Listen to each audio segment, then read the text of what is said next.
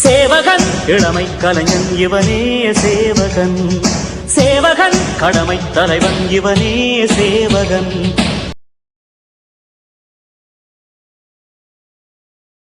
எங்க தற்காலிக பேராசிரியர்கள் பணி நீக்கத்தை நாங்கள் தமிழக அரசு உடனடியாக தலையிட்டு முதல்வர் ஐயா எங்களுக்கு உடனடியா இந்த பணி நீட்டிப்பு ஆணை வழங்க ஏற்பாடு செய்யணும். எங்களுக்கு வேற யாருமே செய்ய முடியாது. தமிழக அரசு மட்டும்தான் எங்க வாழ்வாதாரத்தை மீட்டெடுத்து கொடுக்கணும். நாங்க முதல்வர் ஐயாவுக்கும் துணை முதல்வர் ஐயாவுக்கும் நாங்க தாழ்மையுடன் கேட்டுக்கிறது இந்த ஒரு விஷயம் தான்.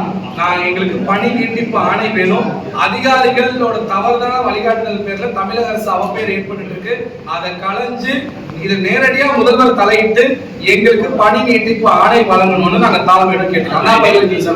தாழ்மையுடன் கேட்டுக்கிறோம்.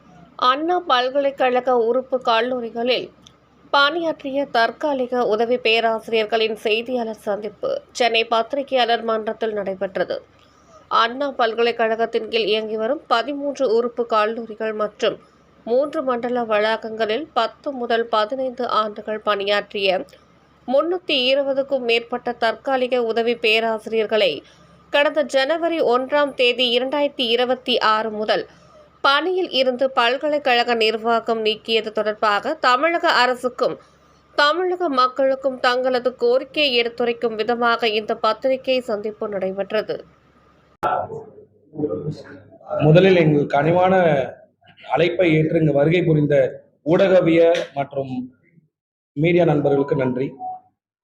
நாங்கள் எல்லாருமே எதுக்காக வந்திருக்கோம் அப்படின்னா, அண்ணா பல்கலைக்கழகத்தின் கீழே இருக்க தமிழ்நாடு முழுவதும் உள்ள 16 உறுப்பு கல்லூரிகளில் சேர்ந்த தற்காலிக பேராசிரியர்கள் மொத்தம் 328 பேர் நாங்கள் கடந்த டிசம்பர் 31ஆம் தேதி வரை பணியில் இருந்தோம்.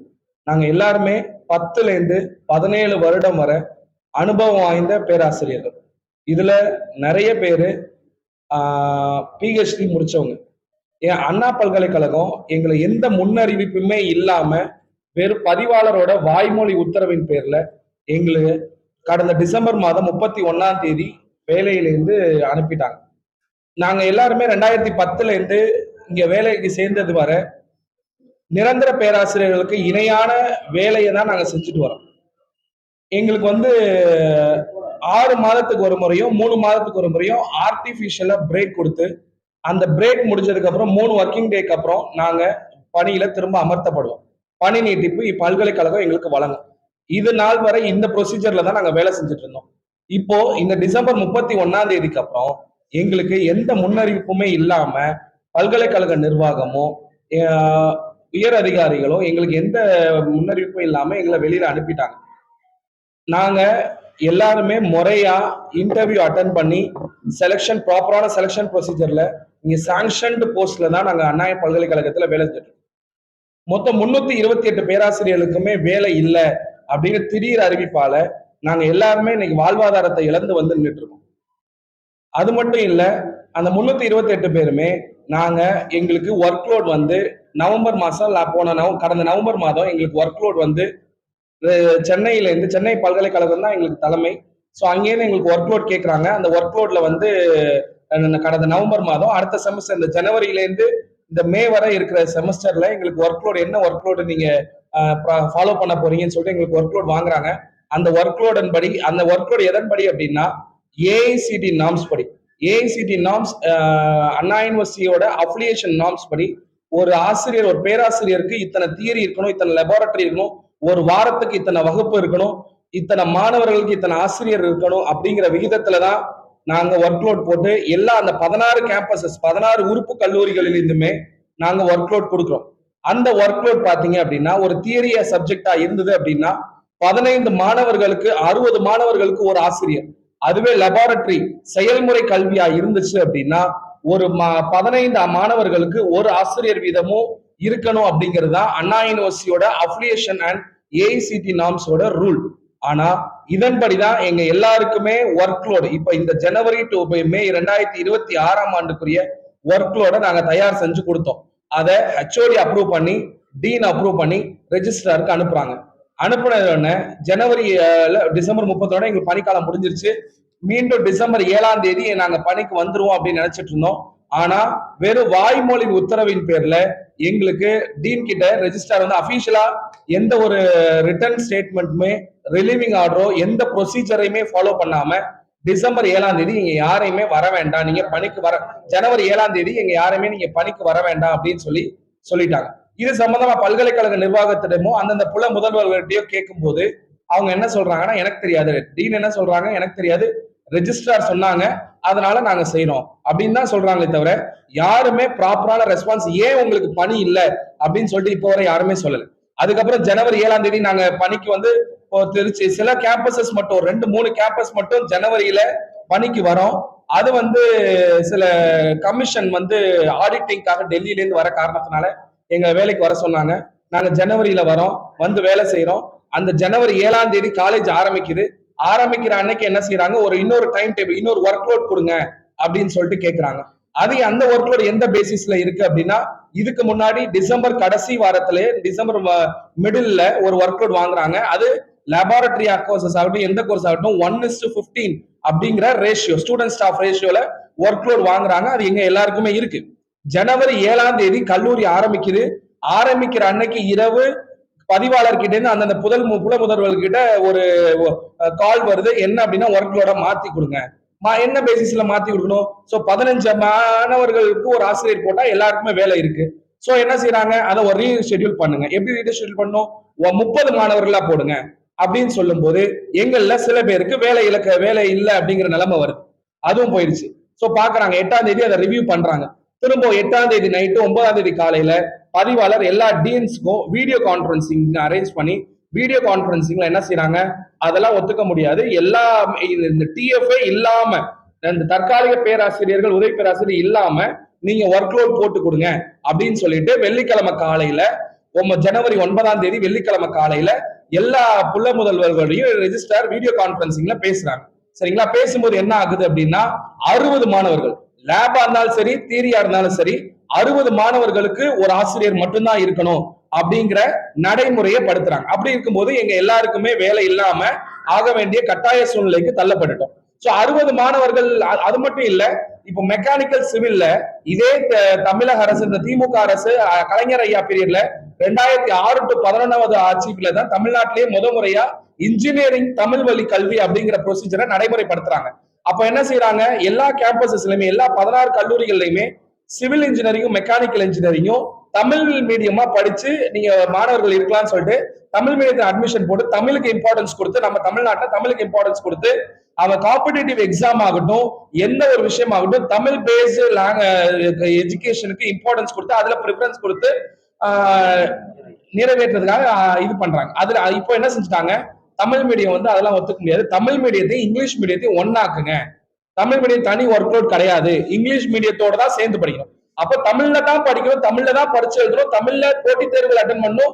இப்போ ஈவன் இன்ஜினியரிங்கா இருந்தாலுமே அண்ணா யூனிவர்சிட்டி ரீசெண்டா சமீபமா கண்டக்ட் பண்ண டிஆர்பி எக்ஸாம்ல தமிழ் பாஸ் பண்ணிதான் டிபார்ட்மெண்ட் எக்ஸாமே பாஸ் பண்ண முடியுங்கிற ரூல் இருக்கப்போ இப்ப தமிழ்லே கிடையாது, அவன் இங்கிலீஷ்ல தான் படிக்கிறான், அவன் தமிழ்ல படிக்கிறான், தமிழ்ல ஆசிரியர்கள் பாடம் எடுக்கிறாங்க, தேர்வும் தமிழ்ல தான் எழுதுறாங்க, தமிழ்ல தேர்வு எழுதி எல்லாமே தமிழ்ல இருக்க பையனை இன்னைக்கு முடியாது, நீ இங்கிலீஷ் மீடியத்தோட சேர்ந்தா போடணும்னு சொல்லி அதுக்குரிய எல்லாத்துக்குமே இப்ப நாங்க பேசுற எல்லா விஷயத்துக்குமே டைம் டேபிள் ப்ரூஃப் இருக்கு. ஏன் அப்படின்னா ஒரு விஷயம் இத்தனை ஒர்க் அவுட் வாங்கிட்டே இருக்காங்க. அது மட்டும் இல்லாம 2019ல ஒரு செட் ஆஃப் பீப்புளை வெளியில எடுக்கிறாங்க. ரிவ்யூ அப்படிங்கிற ஒரு ப்ரொசீஜர் அண்ணா யூனிவர்சிட்டி வச்சு என்ன செய்யறாங்க, அதுல வந்து நிறைய பேர் யாரை வெளியில எடுத்தாங்க அப்படின்னா டெலிவரி ஆகி லேடிஸ், அந்த லேடிஸ் டெலிவரி ஆகி கை குழந்தையோட இருக்கிற 1 மாசம் 2 மாத கை குழந்தையோட இருக்கிற லேடிஸ் தான் வெளில அனுப்புறாங்க. ஏன் அப்படின்னா எங்களுக்கு மகப்பேறு லீவு லேடிஸ்க்கு கிடையாது. சோ ஒரு கவர்மெண்ட் இன்ஸ்டிடியூஷன்ல அந்த 2 மாசம் 3 மாசம் தான் லீவ் எடுக்காங்க. ஆனா தமிழக அரசோ நிரந்தர பணியாளர்களுக்கு 1 வருடம் வரை மகப்பேறு விடுப்பு கொடுக்குறாங்க. ஆனா எங்க பேராசிரியர்கள் 2ல இருந்து 3 மாதத்துக்குள்ள அவங்களோட வேலையை முடிச்சுட்டு வீட்டுல பசங்களை விட்டுட்டு அந்த கொரோனா காலங்கிற ஒரு இதுவும் பார்க்காம எங்க திரும்ப அந்த 2 மாசம் மட்டும் விடுப்பு எடுத்துட்டு திரும்ப வராங்க. ஏன் அந்த 2 மாசம் நீங்க லீவ் எடுத்தீங்கன்னு சொல்லிட்டு ஜூன் 2019வது வருஷம் ரிவ்யூ கண்டக்ட் பண்ணி யாரெல்லாம் மகப்பேறு விடுப்பு முடிஞ்சு ஜாயின் பண்ணி வந்தாங்களோ அவங்க இன்னும் சில பேராசிரியர்கள் அவங்க தகுதி நீக்கம் செய்யறாங்க. அரௌண்ட் ஒரு 80 பேரை தகுதி நீக்கம் செய்யறாங்க. அவங்க என்ன செய்யறாங்க, இதை எதிர்த்து கோர்ட்டுக்கு போறாங்க. கோர்ட்டுக்கு போய் வழக்கு வந்து பதியப்படுது. 2 வருடம் அந்த வழக்கு நடைபெற்றுச்சு. அதுக்கு தீர்ப்பும் 2021 அதெல்லாம் முடியாது, இது செல்லாது, அவங்கள திரும்ப நீங்க உள்ள என்கேஜ் பண்ணணும் அப்படின்னு சொல்லிட்டு திரும்ப அக்டோபர் முதல் வாரத்துல 2021 அக்டோபர் முதல் வாரம் அவங்க எல்லாருமே திரும்ப பணியில சேர்றாங்க. அவங்களோட கேஸ் இப்ப வர கோர்ட்ல நடந்துட்டு தான் இருக்கு. சுப்ரீம் கோர்ட்ல அந்த single bench, double bench, supreme court, appeal அப்படின்னு வேரியஸ் கேட்டகரிஸ்ல நாங்க எல்லாருமே இருக்கோம். அது மட்டும் இல்லாம மீதி இருக்கிற பேராசிரியர்களுக்கும் இந்த தற்காலிக பணியும் ஒரு கேள்விக்குரிய ஆகுற நிலைமை வரதுனால கடந்த ஆண்டு ஜூன் மாதத்திலிருந்து நாங்க மீறி இருக்கிற பேராசிரியர்களும் சில பேர் என்ன செய்யறாங்க, பணி பாதுகாப்புக்காக அவங்க நீதிமன்றத்தை நாடுறாங்க. நீதிமன்றத்தை நாடும் போது என்ன ஆயிடுச்சு, நாங்க செஞ்ச ஒரு அகாடமிக் ஒர்க் மட்டும் நாங்க யாருமே பார்க்கல. அகாடமிக் ஒர்க் ஆகட்டும், எக்ஸாம் ரிலேட்டட் ஆக்டிவிட்டிஸ் ஆகட்டும், மேனேஜ்மெண்ட் ஒர்க் ஆகட்டும், அட்மினிஸ்ட்ரேஷன் ஒர்க் ஆகட்டும், எங்களோட பெயர் எங்க 328 பேர் இல்லாம, அவங்களோட பெயர் இல்லாம எந்த ஒரு வேலையுமே அந்தந்த பல்கலைக்கழக உறுப்பு கல்லூரிகள்ல இருக்காது. சரிங்களா, இதுதான் நிதர்சனமான உண்மை. சோ எல்லாருமே என்ன செய்யறாங்க, நீதிமன்றத்தை நாட வேண்டிய சூழ்நிலைக்கு பல்கலைக்கழக நிர்வாகம் எங்களை தள்ளிட்டாங்க. நீதிமன்றம் என்ன சொல்லிடுச்சு, எங்களோட கேஸ், எங்களோட ஒர்க் நாங்க எல்லாமே அபிஷியலா நாங்க கிளைம் பண்ணது நீதிமன்றத்துல நாங்க என்ன இவ்வளவு நாள் இந்த 10 வருடமா நாங்க என்ன ஒர்க் பண்ணோம், யாருக்கு நிகரான வேலை செஞ்சோம் அப்படிங்கறத நாங்க கிளைம் பண்ணோம். சோ அந்த நீதிமன்றமும் எங்களோட ஃபைல் எல்லாம் பார்த்து நீதிமன்றம் என்ன எங்களுக்கு தீர்ப்பு கொடுக்குது, இந்த நவம்பர் 2025 கடந்த ஆண்டு என்ன தீர்ப்பு கொடுக்குறாங்கன்னா, இவங்களுக்கு அதுல ஒரு 2-3 கேட்டகரியா தீர்ப்பு வருது. சில பேருக்கு என்ன செய்யறாங்க, அவங்கள ரெகுலரைசேஷன் பண்ணுங்க, இவங்க இவ்வளவு ஒர்க் பண்றாங்க, அங்க ஏற்கனவே இருந்த நிரந்தர பேராசிரியருக்கு இணையான வேலை தான் அவங்களும் செய்யறாங்க, சோ அவங்களுக்கு நிகரான ஊதியத்தை நீங்க கொடுங்கன்னு சொல்லி சம வேலைக்கு சம ஊதியமும் அவங்கள பணியில நிரந்தர பணியை அமர்த்தணும் 2-3 விதமான ஜட்ஜ்மெண்டா வந்திருக்கு.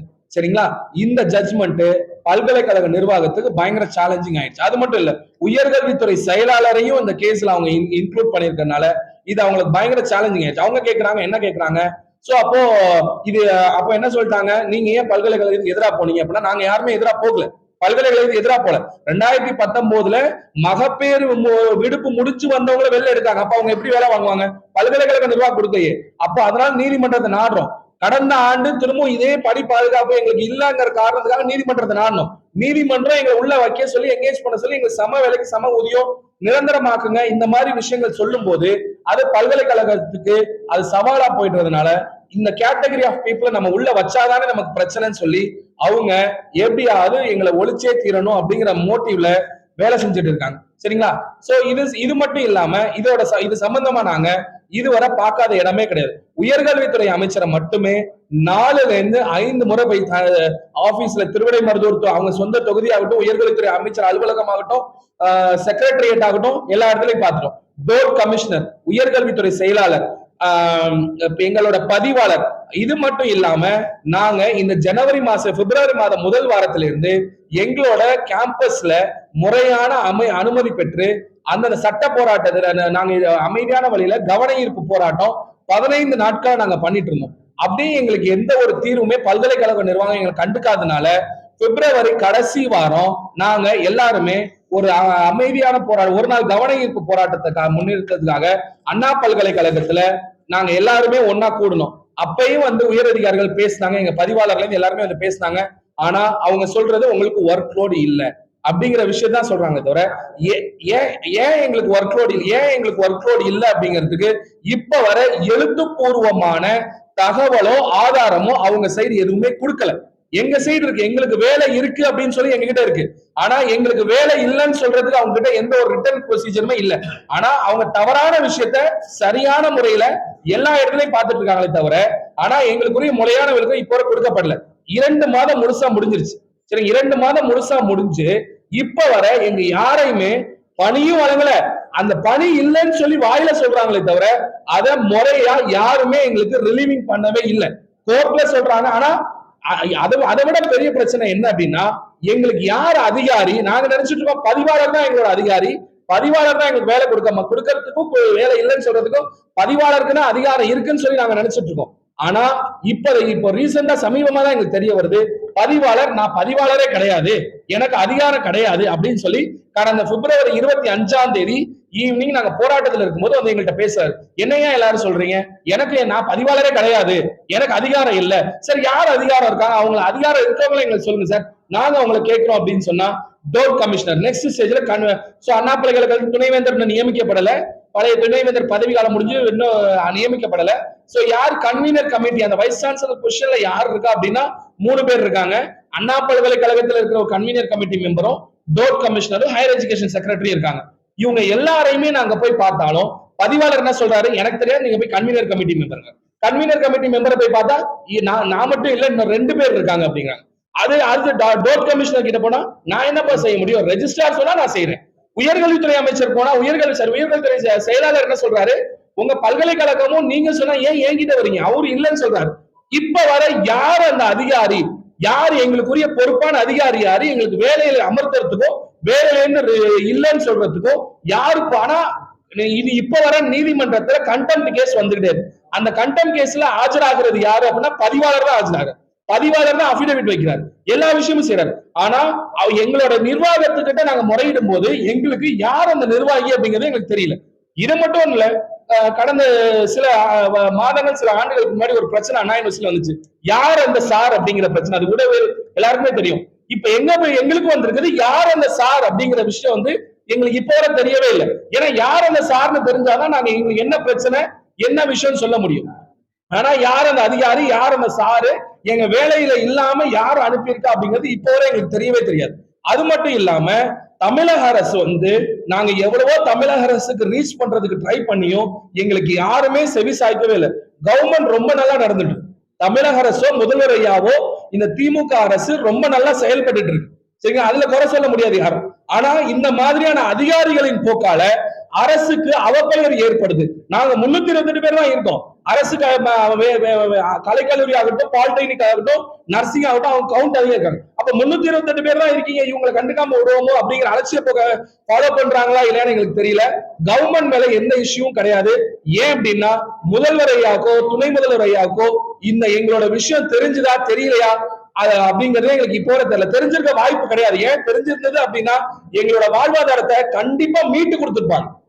ஆனா இப்ப வர அவங்க நாலேஜுக்கே போகாம எங்களையும் இப்படியே வச்சுட்டு அது அதிகாரிகளோட வேலை என்ன அப்படின்னா நாங்க தமிழக அரசை நெருங்க விடாம பண்ணணும். ஏன்னா அந்தந்த மாவட்டங்களை நாங்க போராட்டம் பண்றோம்.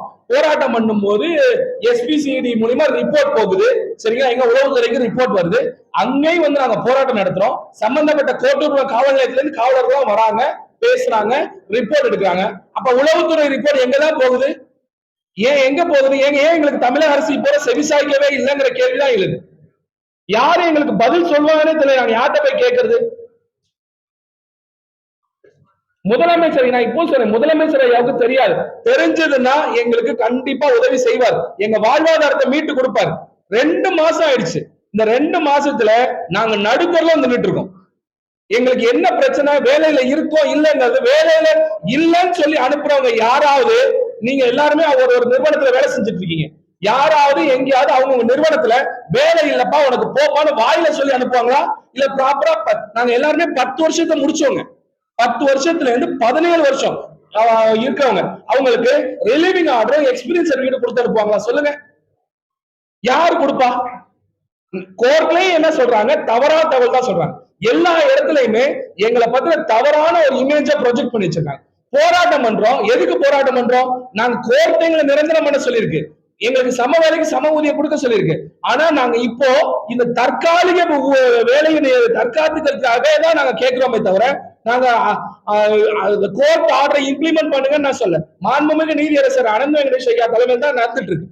அவரே இவங்களை எங்கேஜ் பண்ணுங்கன்னு 23/1/2026 அன்னைக்கு நான் இவங்களை வேலையில வைக்க சொன்னா டிசம்பர் 31 நீங்க ஏன் அவங்கள வேலையில இருந்து அனுப்புனீங்கன்னு சொல்லி நாங்க எல்லாமே சட்டவழி போராட்டம் நடத்திட்டு தான் இருக்கோம். எங்களுக்கு ஜட்ஜ்மெண்ட்டும் இருக்குது. ஆனா எந்த ஒரு விஷயத்தையுமே இந்த அதிகாரிகள் ஒபே பண்ணவே இல்லை. அவங்களும் எங்களுக்கு செய்யல, கோர்ட் செய்யணும் சொல்றதை அவங்க செய்யவே இல்லை. நாங்க இப்போ இதோட முடிவு என்ன அப்படின்னா, ஆண்கள் பெண்கள் பாரபட்சமே பார்க்காம இந்த 328 குடும்பமும் நடுத்தருவில் நின்று எங்களுக்கு வேலை இருக்கா இல்லைன்னு அவங்க சொல்றாங்க. ஆனா இருக்கா இல்லையான்னு சொல்லியே தெரியல. அது மட்டும் இல்லாம கேம்பஸ்ல நாங்க இல்லாம எந்த ஒரு நாங்க என்னன்னா எங்களுக்குரிய ஒர்க் லோட் இல்லாம அதை என்ன செய்யறாங்க, ப்ரெஷர் பண்ணி ஏற்கனவே இருக்கிற ஆசிரியர்களுக்கு அதை கொடுக்குறாங்க. அதை கொடுத்துதான் அவங்களதான் வேலை செய்ய சொல்றாங்க. இது வந்து ஸ்டூடெண்ட்ஸுக்கு வந்து ஜனவரி 5 2026 கிளாஸஸ் ஸ்டார்ட் ஆயிடுச்சு. இந்த அகாடமிக் ஷெடியூல் இது அண்ணா யூனிவர்சிட்டியோட ஷெடியூல். இதில் பார்த்தீங்கன்னா பிஇ பிடெக் வந்துட்டு ஜனவரி 5 ஸ்டார்ட் ஆகுது, ஏப்ரல் 30 வந்து கிளாஸஸ் முடியுது. ஏப்ரல் 30 கிளாஸஸ் முடியுது. இவங்க கோர்ட்லயும் சரி இல்ல எங்ககிட்டயும் சரி ஒர்க் லோடு இல்ல, உங்களுக்கு வேலை போல இல்ல, அதனால நாங்க எப்படி எக்ஸ்ட்ரா சம்பளம் கொடுக்க முடியும்னு சொல்லி காரணம் சொல்றாங்க. இது வந்து எங்க கல்லூரியில இப்ப நான் தூத்துக்குடியில இருந்து ஒர்க் பண்றேன். எங்க கல்லூரியில் வந்து சிவில் இன்ஜினியரிங் 5ஆம் தேதி போட்ட டைம் டேபிள். இதுல வந்து எல்லாத்துக்கும் ஒர்க் லோடு இருக்கும். அதாவது 5ஆம் தேதி கிளாஸ் ஸ்டார்ட் ஆகிறப்ப அவங்க போட்டிருக்கிற டைம் டேபிள். ஸோ இது வந்து கேஸ் நடந்துகிட்டு இருக்கு. எங்களை ரிலீவ் பண்ணிட்டாங்க. ரெண்டு மாசமா, கிட்டத்தட்ட இப்போ 2 மாசம் ஆச்சு. 2 மாசமா கிளாஸ் நடக்கல. இது வந்து பிப்ரவரி 16ஆம் தேதி போட்ட டைம் டேபிள். கிளாஸ் எப்போ ஸ்டார்ட் ஆயிருக்கு? ஜனவரி 5 கிளாஸ் ஸ்டார்ட் ஆயிருக்கு. இது பிப்ரவரி 16ஆம் தேதி போட்ட டைம் டேபிள். அது வரைக்கும் அவங்க என்ன நடக்கல, கிளாஸஸ் நடக்கல. இதுலயும் பாத்தீங்கன்னா நியூ ஸ்டாஃப் தான் போட்டிருக்காங்க. யார் அந்த நியூ ஸ்டாஃப்? எங்களுக்கு வேலை இல்ல அப்படின்னு சொல்லி வெளியில அனுப்பிட்டு நியூ ஸ்டாஃப் அப்படிங்கறத பிப்ரவரி 16ஆம் தேதிக்கு போட்டிருக்காங்க. இப்ப மார்ச் 5ஆம் தேதி ஆயிடுச்சு. இன்னும் கிளாஸஸ் ப்ராப்பரா நடக்கிறது கிடையாது. அதே மாதிரி அசஸ்மெண்ட் ஷெடியூல். அசஸ்மெண்ட்னா இன்டர்னல் எக்ஸாம் வைக்கக்கூடிய ஷெடியூல். சிஓஇ ஆபீஸ்ல இருந்து, அண்ணா யூனிவர்சிட்டி சிஓஇ ஆபீஸ்ல இருந்து ஃபர்ஸ்ட் இன்டர்னல் வந்து பிப்ரவரி 20 ஸ்டார்ட் பண்ணணும். பிப்ரவரி 20 இன்டர்னல் ஸ்டார்ட் பண்ணிருக்கணும். ஆனா அவங்க பிப்ரவரி 16ஆம் தேதி வரைக்கும் கிளாஸுக்கு ஸ்டாஃபே அலாட் பண்ணல. இதுல நாங்க மட்டும் பாதிக்கப்படுறது கிடையாது. இப்ப இந்த 4 வருஷமா 16 கேம்பஸ்ல படிக்கக்கூடிய மாணவர்களின் எண்ணிக்கை வந்துட்டு 22,230 மாணவர்கள். இதனால நாங்க மட்டும் அஃபெக்ட் ஆகல. வேலை இல்லைங்கிற ஒரு பொய்யான காரணத்தை சொல்லி 22,000 மாணவர்களோட அவங்களோட கல்வி தரத்தை நாசம் பண்ணிக்கிட்டு இருக்காங்க. லீடிங் யூனிவர்சிட்டி, இந்தியாவோட ஒரு லீடிங் யூனிவர்சிட்டியில 22,000 மாணவர்கள் கவர்மெண்ட் காலேஜ் நம்பி வந்து படிச்சுக்கிட்டு இருக்காங்க. அவங்களோட கல்வித்தரத்தையும் கேள்விக்குறியாக்கிக்கிட்டு இருக்காங்க. எதுக்காக? எங்களுக்கு கொடுக்கறதுக்கு பணம் இல்லை அப்படிங்கிற ஒரு காரணத்தை வச்சு, ஒரு வேலை போல இல்லைங்கிற ஒரு பொய்யான காரணத்தை வச்சு கோர்ட்டையும் எல்லாத்தையுமே ஏமாத்திக்கிட்டு இருக்கிறாங்க. இது ஒரு ப்ரூஃப் இருக்குங்க. இது போக ஏஐசிடி நார்ம்ஸ் படி நீங்க இருக்கிற ஸ்டூடெண்ட் ஸ்ட்ரென்த்துக்கு 1112 ஃபேக்கல்டி தேவை. 20:1 ரேஷியோல 1112 ஃபேக்கல்டி தேவை. ஆனா இவங்க கிட்ட இருக்கக்கூடிய இப்ப ஃபேக்கல்டி வந்துட்டு 667 பேர் தான். அது போக 605 ஃபேக்கல்டி, அதாவது ஒரு டிபார்ட்மெண்ட்டுக்கு 9 பேர் அப்படிங்கிற கணக்குலையும் ஏஐசிடி ரூல்ஸ் ஃப்ரேம் பண்ணுது. அது போக அப்படி இல்லைனாலும் ஸ்டூடெண்ட் ஸ்ட்ரென்த் கம்மியானா அதுக்கேற்ற மாதிரி ஏஐசிடி ரூல்ஸ் ஃப்ரேம் பண்ணுது. எப்படி பார்த்தாலுமே 450 இருந்து 605 ஃபேக்கல்டி வந்து இங்க வேக்கண்ட் இருக்கு. ஆனா இங்க வந்து வேக்கண்ட் இல்ல, வேலை இல்ல அப்படிங்கிற ஒரு காரணத்தை சொல்லி மாணவர்களையும் எங்களையும் ஏமாத்திக்கிட்டு இருக்கிறாங்க. அது மட்டும் இல்ல, அவங்க வந்து இந்த சென்னையில இருக்க 4 இது வந்து ஆனந்த் வெங்கடேசன் சாரோட தீர்ப்புனா கண்டெம்ட் கேஸ் நடந்துகிட்டு இருக்கு. ஜனவரி 23 வந்து அவர் அந்த கண்டெம்ட் பெட்டிஷன்ல சொல்லியிருக்காரு, ஒரு ஆர்டர் இஷ்யூ பண்ணியிருக்காரு. ஃபர்ஸ்ட் இவங்களை என்கேஜ் பண்ணுங்க. ஜனவரி 23 இவங்களை என்கேஜ் பண்ணிட்டு, வேலையில 10 வருஷமா கஷ்டப்பட்டு இருக்காங்க, அவங்க குடும்பம் நடுத்தருவில் நிக்குது. இவங்களை என்கேஜ் பண்ணுங்க, பண்ணிட்டு இதுக்கு ப்ராப்பரான ஒரு விளக்கம் வந்து அபிடவிட்டா சப்மிட் பண்ணுங்கன்னு சொல்லிட்டு அவர் சொல்லியிருக்காரு. அவர் சொல்லிய ஜனவரி 23 இன்னும் எங்களுக்கு இதையும் நடைமுறைப்படுத்தல. கோர்ட்டு சொல்லியும் கேட்க மாட்டேங்காங்க. ப்ராப்பரா போய் அதுக்குரிய யாரு பொறுப்பானவர்களோ அவங்ககிட்டயே வந்து நம்ம டீட்டெயிலா இதெல்லாம் சொல்லி யார் சொல்லியுமே அவங்க கேட்க மாட்டேங்காங்க. கடைசியா நாங்க உங்களை நாடி வந்துடும். அது மட்டும் இல்ல, இந்த 16 கேம்பஸ்மே சென்னையில இருக்க 4 கேம்பஸ் தனி, சரிங்களா? இது வந்து நகர்ப்புறத்துல இருக்கு. அந்த 16 கல்லூரியுமே கிராமப்புறத்துல இன்டீரியர்ல தான் இருக்கு. அதுல வந்து படிக்கிறவங்க மாணவர்கள் யாரு அப்படின்னா கிராமப்புறத்தை சேர்ந்த மாணவர்கள் தான். கவர்மெண்ட் காலேஜ் ஓகேங்களா, நல்லா இருக்கும். அண்ணா யூனிவர்சிட்டி நல்லா இருக்கு, ஃபீஸும் கம்மி, எஜுகேஷன் ஸ்டாண்டர்ட் நல்லா இருக்கு அப்படிங்கிற நம்பிக்கையில வந்து படிக்கிற மாணவர்களுக்கு இந்த 1.5 மாசம் கழிச்சு இந்த சரிங்களா. எங்களோட சேர்ந்து தமிழ் ஆசிரியர்கள் எல்லாரையுமே வெளியில அனுப்பிட்டாங்க. 1ஆம் ஆண்டு மாணவர்களுக்கு தமிழ் வந்து கட்டாய பாடம். தமிழ் கட்டாய பாடம் அப்படிங்கும் போது இப்ப மத்த டிபார்ட்மெண்ட்ல எங்க இடத்துல இருக்கிற வேற பேராசிரியர்களை அவங்கள ஃபோர்ஸ் பண்ணி எடுக்க சொல்லி கிளாஸ் நடக்குது. ஆனா ஜனவரி 5ஆம் தேதி இந்த செமஸ்டர் கிளாஸ் ஆரம்பிச்சது, தமிழ் பாடம் நடக்கவே இல்லை.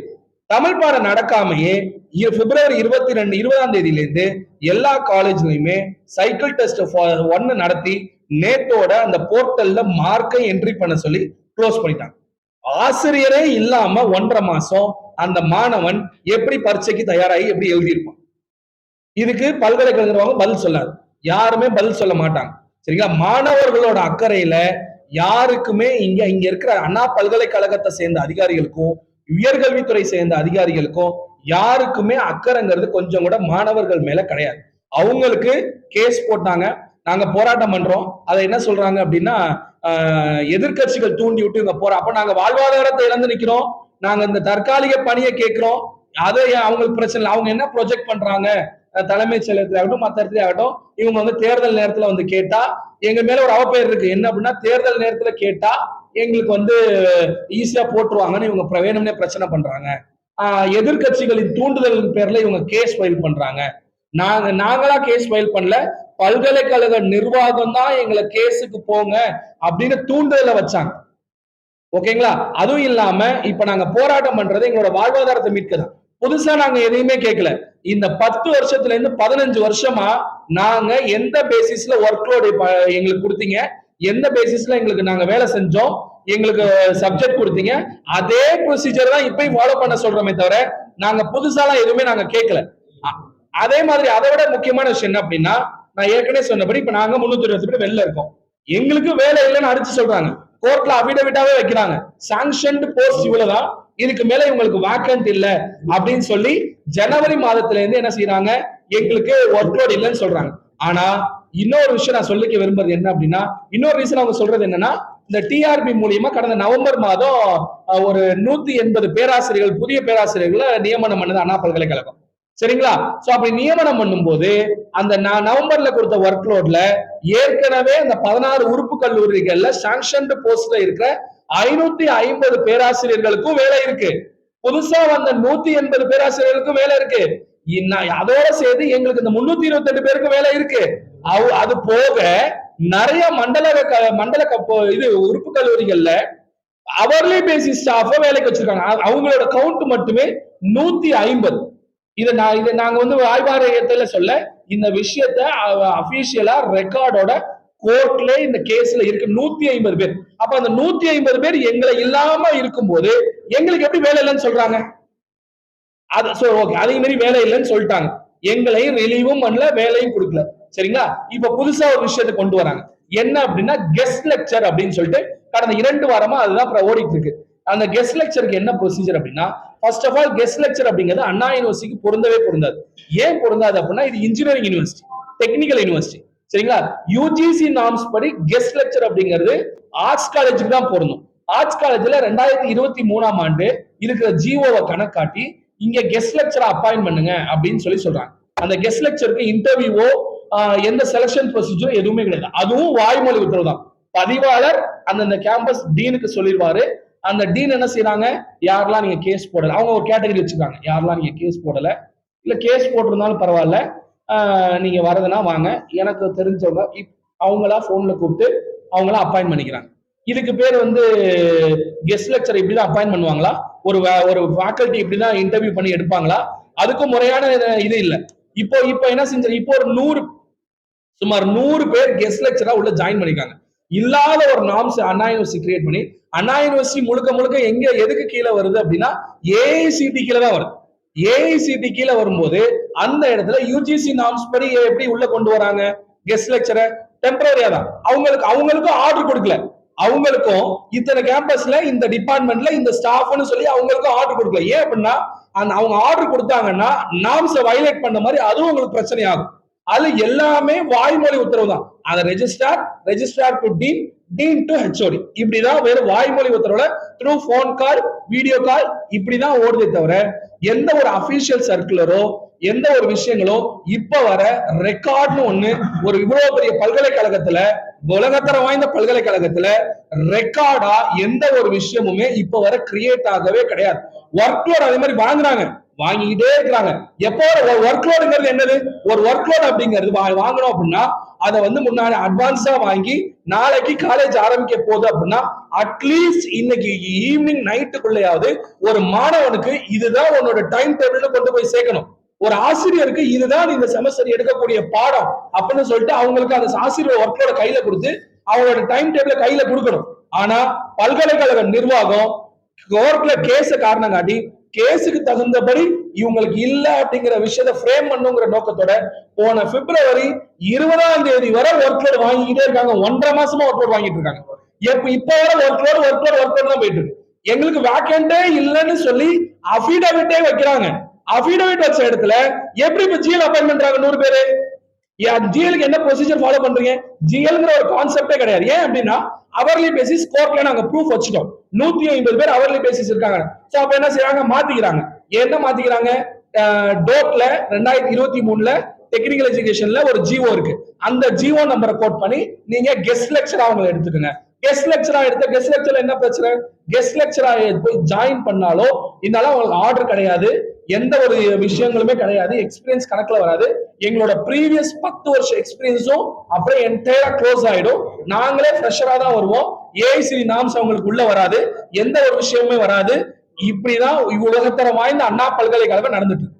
எங்களுக்கு ஒரே ஒரு விஷயம் என்ன அப்படின்னா, தமிழக அரசு நாலேஜுக்கே போகாம அதிகாரிகள் திறம்பட செயல்பட்டு இருக்காங்க. அது உயர்கல்வித்துறை அதிகாரிகள் ஆகட்டும், உயர்கல்வித்துறை அமைச்சரை நாங்க நன்றி சொன்னோம். போன வாரம் நிறைய பத்திரிகைகள்ல வந்துச்சு, இந்த கெஸ்ட் லெக்சர்லாம் 25,000 30,000 சம்பளமா உயர்த்திருக்காங்க, முதல்வர் ஐயா சொல்லியிருக்காரு அப்படின்னு சொல்றாங்க. சரிங்களா? ஆனா அதே விஷயம் அதுல ஒரு ஸ்டேட்மெண்ட் வருது, அண்ணா பல்கலைக்கழகத்துல தற்போது இருக்கிற உதவி பேராசிரியர்களை அப்படியே பணியில தொடர்றதுக்கு முதல்வர் ஐயா வலியுறுத்தி இருக்காரு அப்படின்னு சொல்லி உயர்கல்வித்துறை அமைச்சரே பேட்டி கொடுத்து அது நிறைய பேப்பர்ல வருது. நாங்க என்ன செய்யறோம்? கடந்த சனிக்கிழமை காலையில அதே கும்பகோணத்துல போய் ஐயாவை காலையிலே பார்த்து நாங்க நன்றி சொல்லிட்டு வந்தோம்.